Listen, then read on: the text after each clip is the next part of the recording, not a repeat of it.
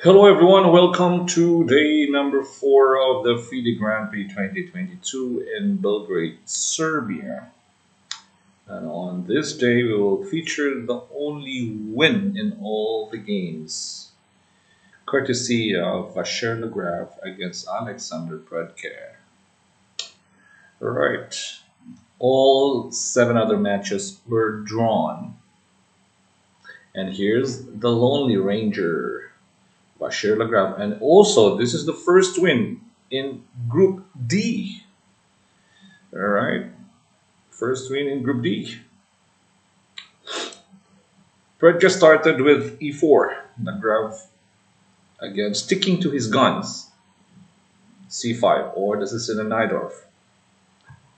Knight into F3, D6, D4 takes, Knight F6, Knight C3, A6. We have the Sicilian Najdorf, yes. A6, D6, and Knight F6. This is Lagrave's weapon against E4. Against D4, he plays the Grunfeld. Yes. Bishop G5 was played. E6. Queen F3. Okay, another important line here would be F4. H6, Bishop H4, Queen B6. We have the poison pawn on B2. Queen D2, Queen takes B2, Rook B1, and Queen A3. This line is also played by Lagrave. Almost all the variations in the Najdorf, Lagrave plays them all. Okay, in this game, Predke went for the quiet Queen F3, Bishop into E7, castles, early casting on the Queen side, Queen A5 instead of Queen C7. Hitting the bishop on G5, Predke protected the bishop with H4, Bishop D7, Bishop C4, Knight C6, normal developing move, Bishop into B3, H6, driving away the bishop. Bishop goes back to E3, Knight E5, hitting the Queen on F3, Queen E2, Rook C8. This is resembling some of the plans in the dragon with this rook on c8 and that square on c4 with knight c4, especially with this light square bishop on b3. Okay, so king into b1, b5. Okay, that's the point of rook c8, b5, then knight c4. Now let's say, for example, opponent plays f4 here.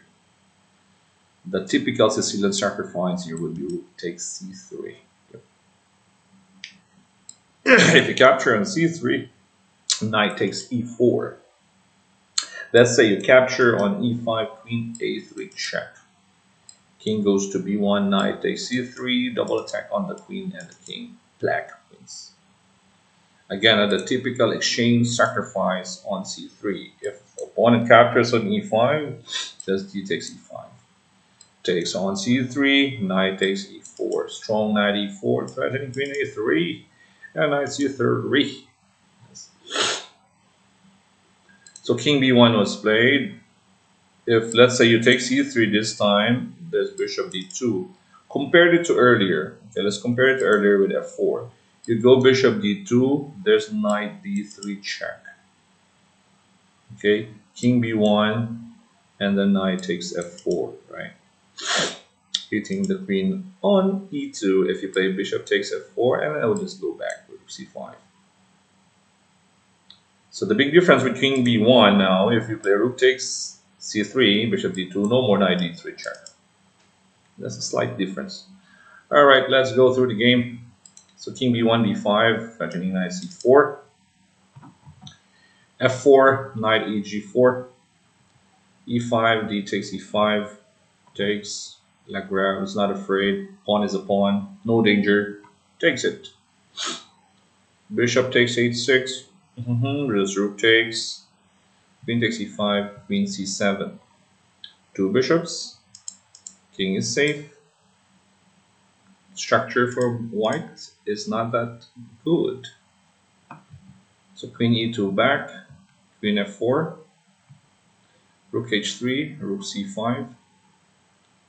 Rook e3, queen g4, nice one. Exchanging the queen, hanging pawn on h4, knight into f3, bishop c6, a4. It's better to be safe than sorry. King f8. Right. Safe square for the king. Moving out from this e-file X-ray. Takes on b5, takes on b5, g3, b4. Finally. Knight into a2. If the knight goes to a4, for example, just rook f5, yes.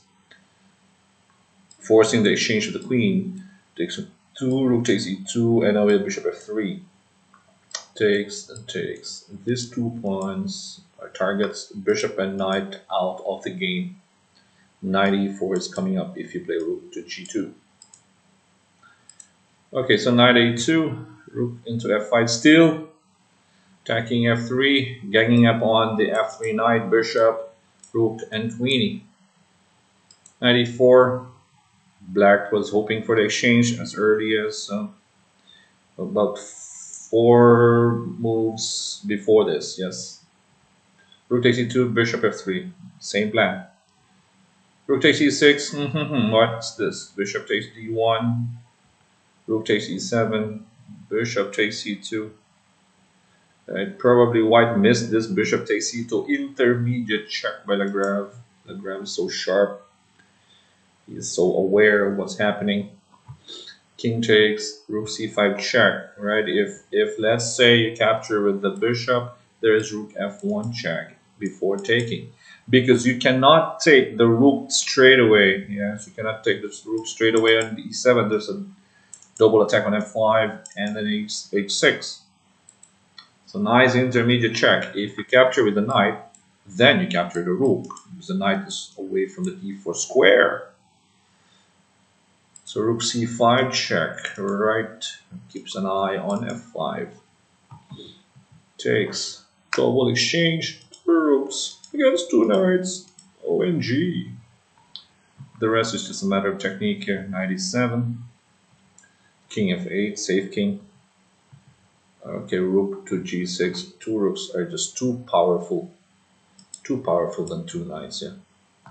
Knight e3, rook to b6. Knight e4, knight e5. Now the knight comes into the game. King e4, knight c6.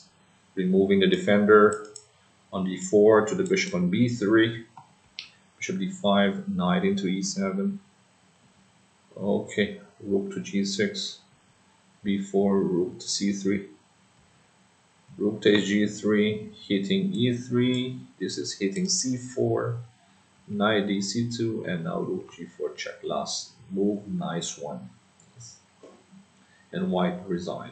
Okay, if the knight takes on g4, yeah, rook takes e4. It's also a double attack of the knights. If you play knight into d4, you just go knight c6. Yep, knight c6. Game over. You move your king. Rook takes. Here, rook takes. If you push the pawn, for example, just take. You push this pawn behind, right? The Tarash rule, rook behind the pawn, and then just push, push, push, push, and black wins. Alright, that was a pretty strong game by Lagrave, sticking to his weapons, the Sicilian Najdorf. Yeah.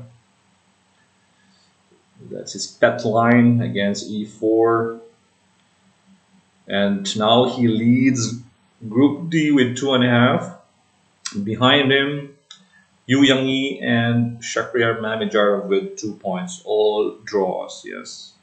All 4 games by Mami and Yu Yang-yi were draws. So they're on 2 points. 2 more games, yes, 2 more games left. Tomorrow will be the rest day. And then we will resume round number 5 on Sunday.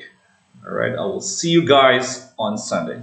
Again, thank you for watching. Thank you for supporting our channel, Charts Max Chess and Charts Max Entertainment on Facebook and on YouTube. This is Coach Oliver. Stay safe, everyone. Bye-bye.